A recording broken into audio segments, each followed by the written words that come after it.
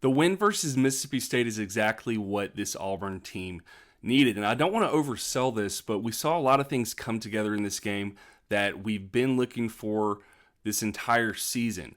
We finally had what I feel like was a competent game from a quarterback. We weren't doing this swapping every couple of downs, it felt like. We weren't swapping every other drive to a different quarterback.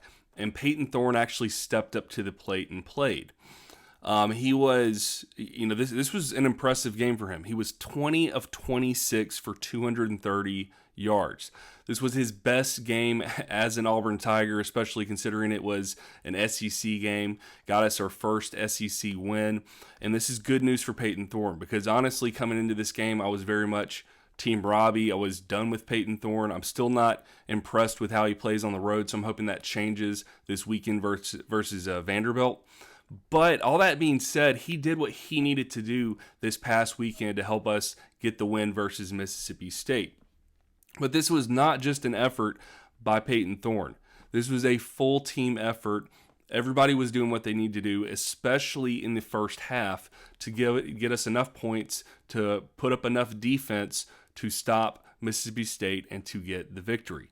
So in that first half, Auburn was able to put up 24 points. It was a very impressive showing.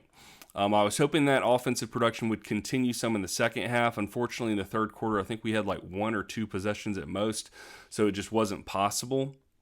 But we did enough to get the win, and that's what counts. We got the win, 27-13 versus the Mississippi State Bulldogs. That moved Auburn to 4-4, 1-4 in conference play. And the good thing is, going forward, this schedule looks a lot more manageable. We're going to talk about that a lot more in just a minute. But another thing that was fantastic, our running game looked good. Our passing game looked good. Jarquez Hunter, speaking about running, Jarquez Hunter had 17 carries for 144 yards. That is the Jarquez Hunter we expected to show up all season. That is the guy we were expecting to show up, and he finally did. And he did in a big way. His longest run was for 50 yards. He just looked electric out there. And so that's what we need to continue to see from Jarquez Hunter because that is the player we thought we had at running back. So very good game for Jarquez. Our second leading rusher was actually Payton Thorne. Nothing big, 8 carries for 38 yards. So it was okay. Longest yard was 14 yards. Sorry. He did enough in key situations to get us what we needed. There were a couple times where he was able to scramble and get the first down. So he was playing very smart in this game. Going to receiving, you probably noticed I did not mention 1 yard for or one player for rushing, and that was Robbie Ashford. He did have 2 carries for 8 yards, but for the most part, Robbie Ashford was absent from this game. And I think that was a big sign to the team, a big sign to the fans of what is to come. And we're going to talk more about Robbie Ashford in just a moment. Moving on to receiving. Javarius Johnson had a pretty big day. He had 2 catches for 59 yards. One of those was a touchdown. So that was a 45-yard play. Incredible. Rivaldo Fairweather. I'm hoping we see a lot more of Rivaldo. He was targeted 4 times. He caught the ball 4 times. He has to be a go-to receiver. He is good. There's no getting around that. We've got to target him more. Moving on past them, Shane Hooks with one of the best catches of the day. If you did not see that play, he caught it and then just fought to get to the end zone, just dragging the defender behind him. Incredible play. That to me was the marquee moment of the game. Incredible touchdown. And that is what we thought we were going to get from Shane Hollywood Hooks. And so I'm glad he was able to actually show that in game. Fantastic play from Shane Hooks. Jay Fair had, I'm naming a bunch of players. Jay Fair had a pretty good game. 3 catches for 25 yards. There were so many, how many different people caught the ball? 1, 2, 3, 4, 5, 6, 7, 8, 9, 10, 11 different receivers caught the ball. Incredible. There was also a very nice reception, 7-yard reception from Jeremiah Cobb to get him a touchdown. How good does that have to feel as a freshman, a redshirt freshman, or not a redshirt freshman? Is he redshirt?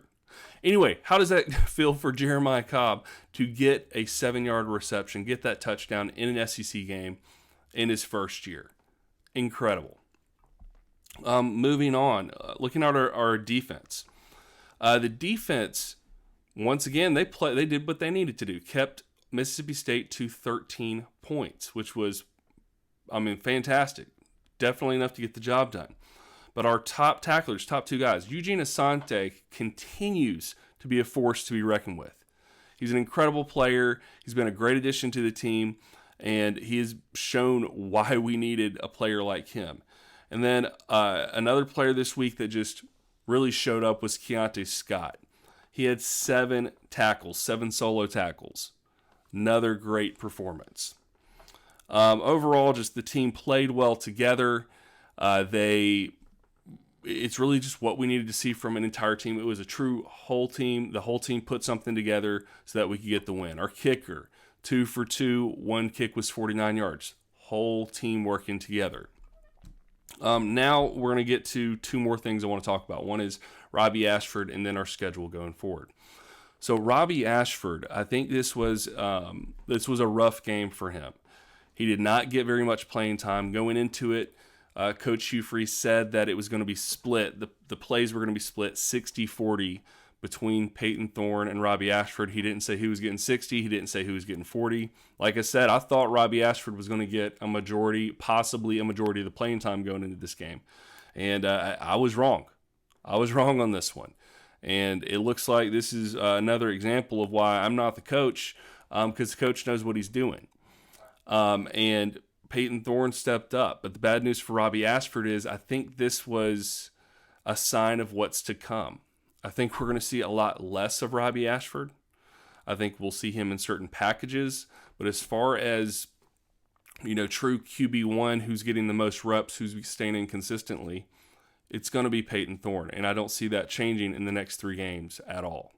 I don't think it's possible. Unless something were to happen unexpectedly, Robbie Ashford is going to be seeing a lot less playing time. And I think what we saw on Saturday versus Mississippi State is a sign of things to come. That's unfortunate news for Robbie Ashford. I know he's probably upset about it because it looked like things were going one way, and then everything shifted. Payton Thorne showed up. Payton Thorne did what he was supposed to do. He hit his targets. His passing game was on point. He did everything he wanted.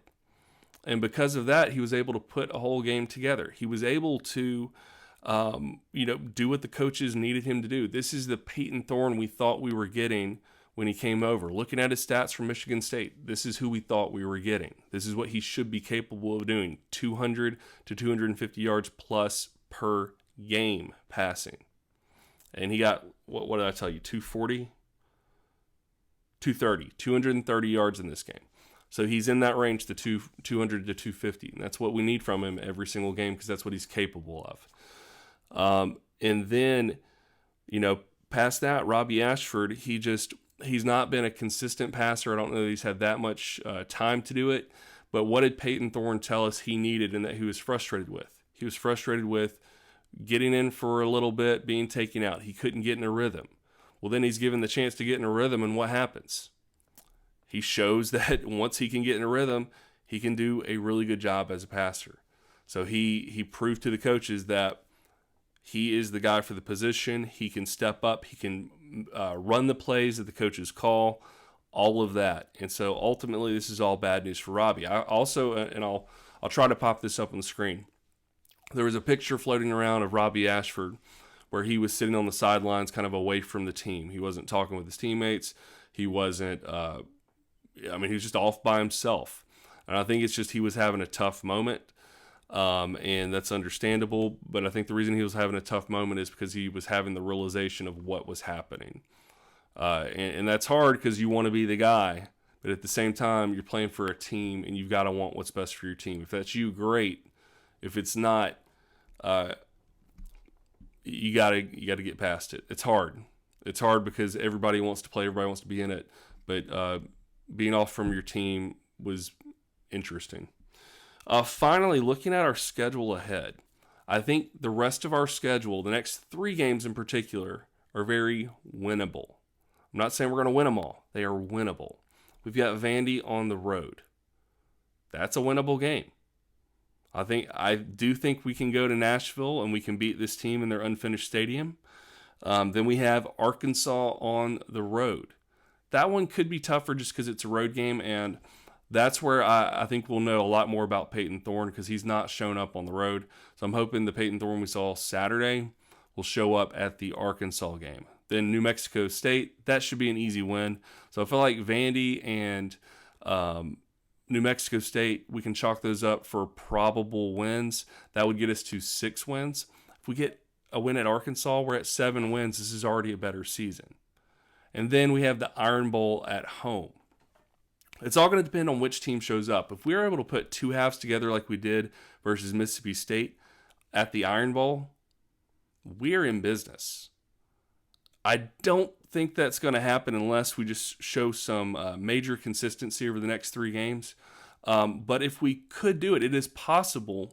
We could make the game interesting. We could keep it close. And it's also going to depend on which Bama team shows up in the Iron Bowl. Overall, those are my thoughts on the game Saturday, the team so far. I'd love to hear how you're feeling. How do you feel about Auburn after that game? How do you feel about Payton Thorne? How do you feel about Hugh Freeze? How do you feel about Robbie Ashford? Please let me know your thoughts down in the comments below. Thank you guys for watching, and I will see you in the next one.